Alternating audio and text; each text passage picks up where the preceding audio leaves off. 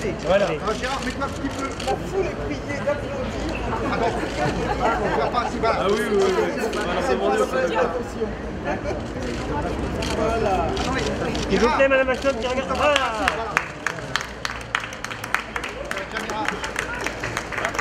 Conviviance pour convivialité et espérance. Ces deux termes se doivent d'être les emblèmes du train. Convivialité pour l'accueil que doivent trouver les milliers de visiteurs attendus. Espérance pour tous ceux qui attendent des spécialistes présents chaque jour, qu'ils puissent leur allumer une lumière dans ce bout du tunnel où la mémoire s'en va. C'est une action formidable de sensibilisation, d'information qui va au-devant des Français sur l'ensemble du territoire. Une vraie chaîne de solidarité. Ici, le train est un vecteur original d'information qui porte l'espoir et qui l'organise. Cette action a le mérite d'accompagner la mobilisation nationale qui a beaucoup progressé ces dernières années pour lutter contre cette maladie. La maladie d'Alzheimer est une ombre au formidable acquis que constitue l'allongement de la durée de la vie. Aujourd'hui, 1,3 million de nos concitoyens ont plus de 85 ans. En 2015, ils seront 2 millions et chaque année, on recense 80 000 personnes supplémentaires qui dépassent l'âge de 80 ans.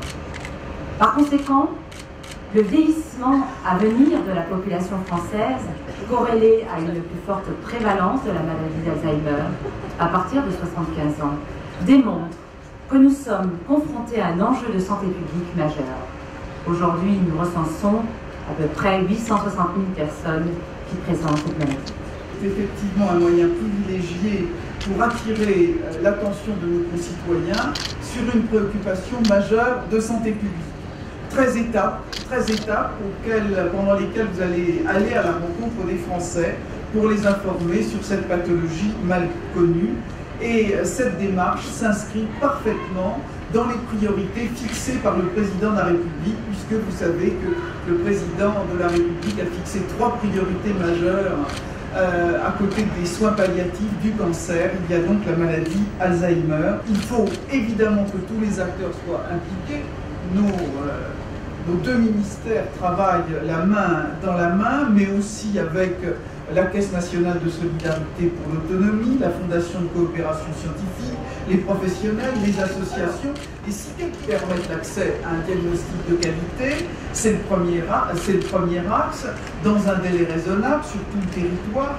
429 structures hospitalières de diagnostic, celles qu'on appelle les consultations mémoire, 27 centres ressources et de recherche régionaux qui maillent le territoire. Vous aurez d'ailleurs dans le train un petit écran qui vous permettra de retrouver la localisation de ces centres, et chacun peut bénéficier maintenant d'une consultation de mémoire dans un délai d'attente de moins de 2 mois. Dans le même esprit, pour rendre plus lisible le parcours de soins, nous réfléchissons à une nouvelle architecture diagnostique qui va associer les structures hospitalières, les médecins généralistes, si importants au cœur de notre système de santé, les neurologues libéraux et les réseaux de gérontologie.